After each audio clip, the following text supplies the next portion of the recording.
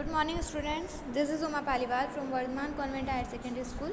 आज हम पढ़ेंगे मनुष्य में रोग कारक सूक्ष्मजीव, है ना। सूक्ष्मजीवों द्वारा होने वाले ऐसे रोग जो एक संक्रमित व्यक्ति से स्वस्थ व्यक्ति में वायु, जल, भोजन अथवा कायिक संपर्क द्वारा फैलते हैं संचरणीय रोग कहलाते हैं ना। जैसे सर्दी जुकाम हो जाती है, हैजा हो जाता है ना, चिकन पॉक्स हो जाता है। तो इस टाइप के रोग क्या रहते हैं, एक इंसान से दूसरे इंसान में फैल जाते हैं, है ना। जो अगर एक संक्रमित व्यक्ति है उससे वो स्वस्थ व्यक्ति में पहुंच जाते हैं। कैसे पहुंच जाते हैं? वायु के द्वारा, जल के द्वारा, भोजन के द्वारा, है ना। ऐसे जैसे ही वो संपर्क में आते हैं तो वो स्वस्थ व्यक्ति को भी संक्रमित कर देते हैं। जब जुकाम से पीड़ित कोई व्यक्ति छींकता है तो सूक्ष्म बूंदों के साथ हजारों रोगकारक वायरस भी वायु में आ जाते हैं ना। और वो जो वायु रहती है उससे हम श्वास लेते हैं, और जब हम सांस लेते हैं, है ना, तो वो क्या करते हैं, हमारे बॉडी के अंदर एंटर कर जाते हैं, है ना। और हमारी बॉडी में भी रोग पैदा कर देते हैं, हम भी संक्रमित हो जाते हैं। जो एक स्वस्थ व्यक्ति रहता है वो भी इस तरह से संक्रमित हो जाता है ना। इसीलिए कहा जाता है कि जब भी हम किसी खाने वगैरह को भी रखें तो उसे ढक कर रखना चाहिए, है ना। क्योंकि क्या होता है कि उस पर मच्छर वगैरह बैठ जाते हैं, है ना, तो है ना। और उसी खाने को हम खा लेते हैं, है ना, तो उससे क्या हो जाते हैं, हम बीमार पड़ सकते हैं। मादा एनफ्लीज, ये दिख रहा है आपको, ये मॉस्किटो यहाँ पर मादा एनफ्लीज मच्छर है ना, ये मच्छर दिख रहा है यहाँ पर। ये क्या है, डेंगू का वायरस का वाहक है ना। इस मच्छर के काटने से हम मलेरिया या डेंगू के शिकार बन सकते हैं, है ना। हमें मलेरिया या डेंगू हो सकता है, ठीक है। तो इन सब से बचने के लिए हमें क्या करना चाहिए, हमें खाने को हमेशा ढककर रखना चाहिए, है ना।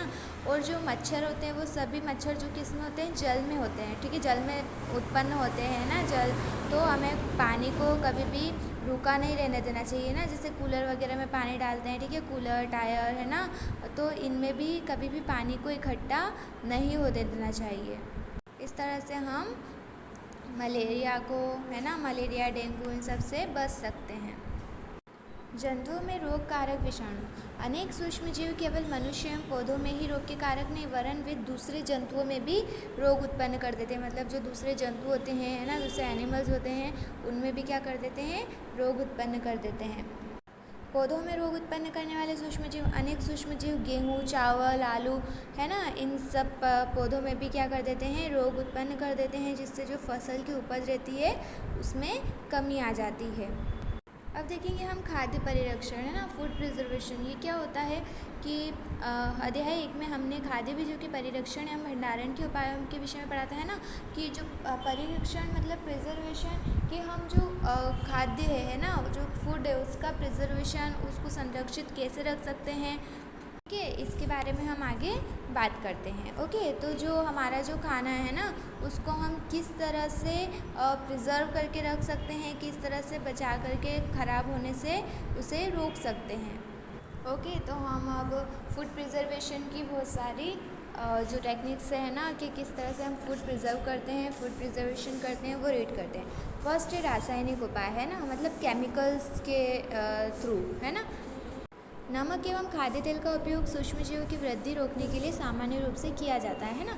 जो नमक वगैरह रहता है ना, नमक और खाद्य तेल, आप देखते हैं कि हम अपने घरों में आपने देखा होगा कि जो आपकी मम्मियाँ रहती है वो अचार बनाती है ना, उस अचार का यूज़ हम कितने टाइम तक करते हैं ना, हम उसे कम से कम 5 से 6 महीने तक उसका यूज़ करते हैं, ठीक है। वो ख़राब नहीं होता है। तो वो क्यों ख़राब नहीं होता है?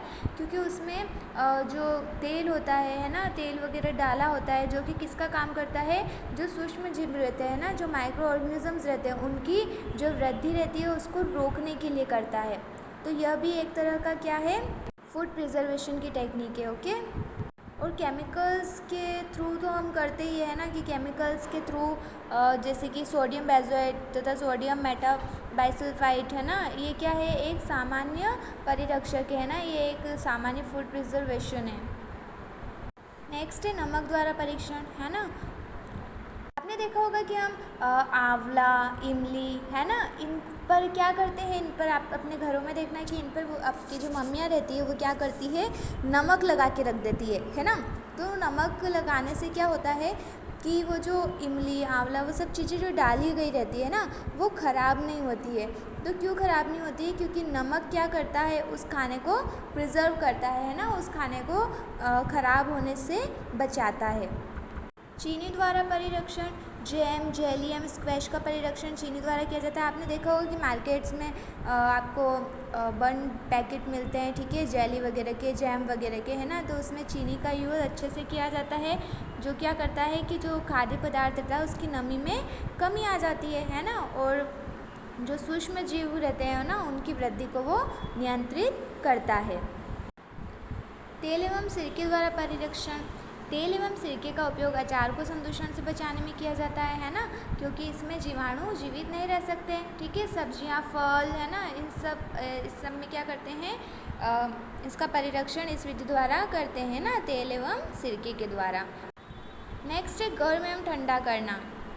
आपने अपनी माँ को दूध उबाल कर रखते हुए देखा होगा, है ना, तो दूध उबालने से क्या होता है, क्योंकि जो बहुत ज़्यादा हाई टेम्परेचर पे चला जाता है ना, बहुत ज़्यादा गर्म हो जाता है वो, ठीक है, तो उससे क्या होता है, जो सूक्ष्म जीव रहते हैं ना, वो नष्ट हो जाते हैं, और जो दूध होता है वो ख़राब नहीं हो पाता है। आपने देखा होगा कि अगर आप फ्रूट्स लेकर आ गए मार्केट से कुछ, ठीक है, तो हम उस फ्रूट्स को अगर हमको 6 से 7 दिन चलाना है, पूरा 1 वीक चलाना है, ठीक है, तो अगर आप उसे ऐसे ही रख देंगे, ठीक है, तो वो तो ख़राब हो जाएंगे, है ना। तो आप उसे क्या करते हैं, रेफ्रिजरेटर में रखते हैं, फ्रिज में रखते हैं, है ना, जिससे कि आप उसका यूज़ पूरे वीक कर सकते हैं।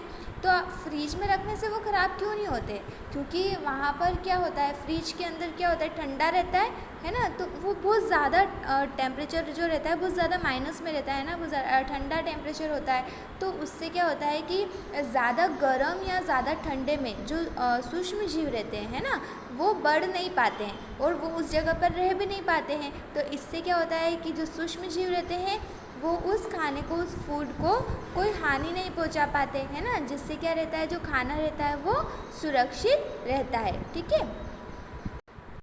भंडारण एवं पैकिंग, आजकल मेवे तथा सब्जियां भी वायुरोधी सील किए गए पैकेटों में बेचे जाते हैं। आपने देखा होगा कि आप कुछ नट्स होंगे, है ना, तो आपने देखा होगा अखरोट वगैरह, बादाम, है ना, और कुछ वेजिटेबल्स भी क्या होती है, बिल्कुल वो सील करके पैक की होती है ना, जिससे वायु जो रहती है वो उसके अंदर एंटर नहीं कर पाती है ना, जिससे क्या होता है, सूक्ष्म जीवों से उस खाने की रक्षा होती है ना, और वो खाना ख़राब नहीं होता। अब हम पढ़ेंगे यहाँ पर नाइट्रोजन चक्र के बारे में, है ना। देखिए आपको ये अच्छा, मैंने आपको फर्स्ट में भी बताया था कि जो हमारी जो एटमॉस्फेयर है ना, हमारा जो एटमॉस्फेयर है, जो वायुमंडल है, उसमें कितने % नाइट्रोजन गैस है, 78%। कितने % नाइट्रोजन गैस है, 78% नाइट्रोजन है, ओके। अब यहाँ पर आप देख सकते हैं, ये देखिए आपको नाइट्रोजन चक्र दिख रहा होगा, है ना, कि जो नाइट्रोजन होता है वायुमंडल में वो किस तरह से घूमता है ना, किस तरह से वर्क करता है।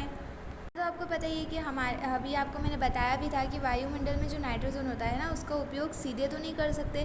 तो क्या होता है कि जो मिट्टी रहती है ना, मिट्टी में उपस्थित जो जीवाणु रहते हैं वो क्या करते हैं, वो नाइट्रोजन को सॉइल में नाइट्रोजन यौगिकों में चेंज कर देते हैं, और वो उसको कहाँ तक पहुँचाते हैं, सॉइल तक पहुँचाते हैं ना। उसकी जो जड़ रहती है प्लांट्स की, है ना, उस तक उसको पहुँचाते हैं। अब जो जड़ है ना, वो क्या करती है, मिट्टी के साथ साथ नाइट्रोजन को भी लेती है, ठीक है, नाइट्रोजन का भी यूज़ करती है ना, और फिर उस नाइट्रोजन का उपयोग सभी करते हैं। पौधे एवं जंतुओं की मृत्यु के बाद मिट्टी में उपस्थित जीवाणु एवं कवक नाइट्रोजनीय अपशिष्ट को नाइट्रोजनीय यौगिकों में चेंज कर देते हैं, जो पौधों द्वारा फिर से यूज़ होता है, ठीक है। और कुछ जो विशिष्ट जीवाणु रहते हैं वो नाइट्रोजनीय यौगिकों को नाइट्रोजन गैस में चेंज कर देते हैं, जो कि फिर से एटमॉस्फेयर में चली जाती है ना। इस तरह ये क्या होता है, ये जो चक्र रहता है ये चलता ही रहता है ना। परिणामतः वायुमंडल में नाइट्रोजन की मात्रा लगभग स्थिर ही रहती है ना, तो 78% ही होती है, ओके। ये यहाँ पर आपको समरी दे रखी है, दैट मीन्स कि आपने इस चैप्टर से अभी तक क्या क्या सीखा है, इसके कुछ शॉर्ट्स पॉइंट दे रखे हैं ना, ये आपको रीड करना है, ओके। और यहाँ पर प्रमुख शब्द दिए हैं जो कि इस चैप्टर में आए हैं, ओके स्टूडेंट्स। आई होप कि आपको अच्छे से समझ में आया है।